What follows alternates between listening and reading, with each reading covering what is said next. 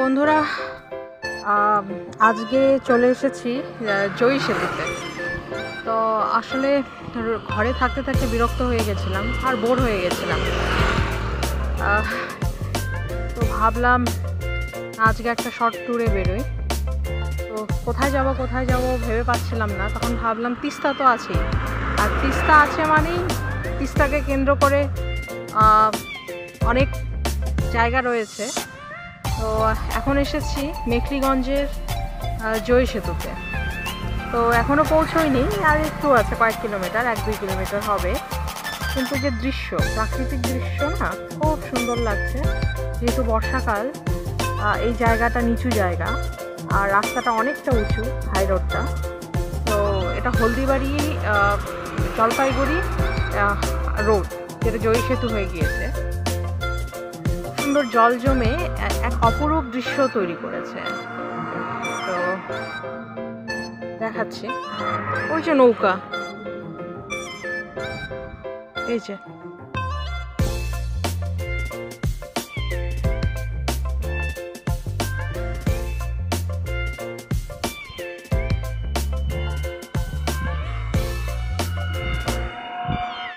তিস্তা মানেই একের পর এক অপরূপ দৃশ্য। দেখুন, এই যে নদীর যে চরগুলো, যেখানে যেখানে চর রয়েছে সেখানে সেখানেই ছোট ছোট বস্তির মতো করে আছে। এগুলোকে ওই ভূগোলের ভাষায় বলতে পারেন অতি ক্ষুদ্র গ্রাম বা হ্যামলেট। হ্যামলেট বলা যায়। কয়েকটা বাড়ি, এই যে এখানে কয়েকটা, এখানে কয়েকটা, আর বিচ্ছিন্ন। এখানে একটা, এই দেখুন, এই যে এই সাইডে একটা, ওই সাইডে একটা। বাঁশের পোলটা ভেঙে গেছে, দেখুন এই সাইডে কন্টিনিউশন নেই।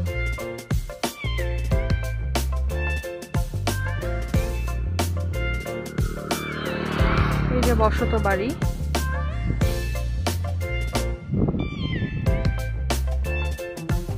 চতুর্দিকেই জল জমেছে। তো যোগাযোগের একমাত্র মাধ্যম হবে নৌকা।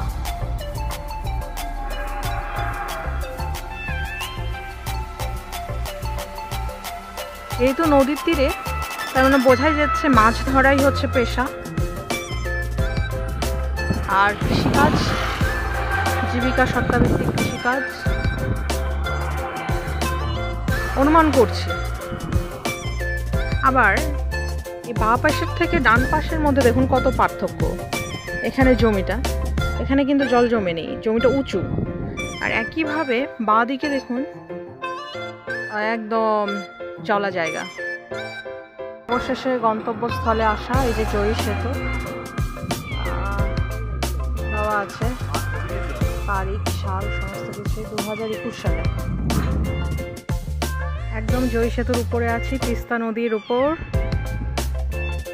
এই যে তিস্তা নদী, আর নদীর মাঝখানে কিন্তু এটা চর, আর এটা হচ্ছে পলি মাটি। দেখুন, পলি সমৃদ্ধ জমি, খুব সুন্দর ধান হয়েছে।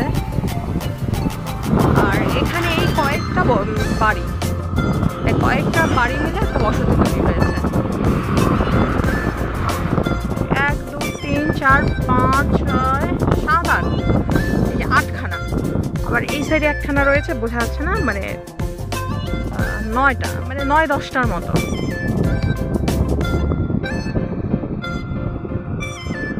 একদম বিচ্ছিন্ন বসতি। এই 8, 9টা, 10টা এরকম করে ছোট ছোট ছোট ছোট পাড়ার মতো করে রয়েছে, ছোট ছোট বস্তির মতো করে রয়েছে, এবং যথেষ্ট দূরে দূরে রয়েছে। আবার এই সাইডে দেখুন, এই যে এই সাইডেও একটা বসতির সাথে আর একটা বসতির যথেষ্ট দূরত্ব রয়েছে। বিচ্ছিন্ন বসতি, আর খুব সুন্দর উর্বর পলিমাটি,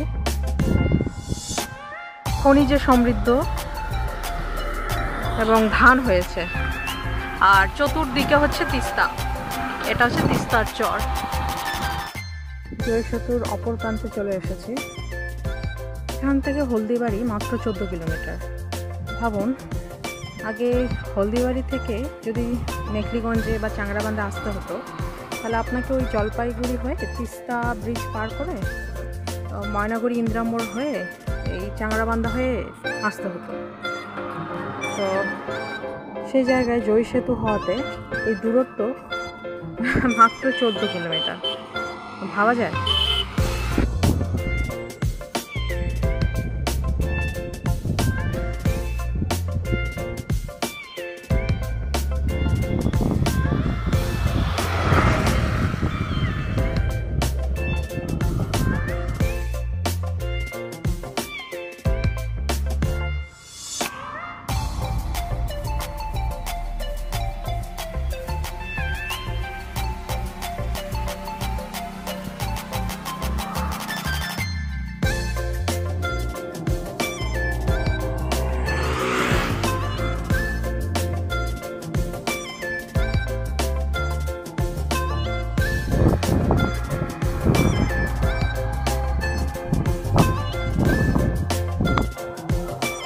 কারো ভরসায় বসে থাকবেন না। আমি এতদিন ভাবতাম কি, একটা ভুল ধারণার মধ্যে ছিলাম। আমি ভেবেছিলাম হ্যাপিনেস অন্যের মাধ্যমে পাওয়া যাবে না, মানে আপনি যদি নিজেকে খুশি রাখতে চান, খুশি হতে চান, তাহলে অন্যের মাধ্যমে সেটা আসবে। অ্যাকচুয়ালি তা না। সবাই এতটা ভাগ্যবান হয় না। তারা অত্যন্তই ভাগ্যবান যারা অন্যের মাধ্যমে একটা হ্যাপি জগতের মধ্যে আছেন। কিন্তু আমার ক্ষেত্রে সেটা নয়, আমার ক্ষেত্রে একটু আলাদা। তো আমার ক্ষেত্রে যদি আমি নিজেকে ভালো রাখতে চাই, সেটা একমাত্র নিজের চেষ্টার মাধ্যমে করব।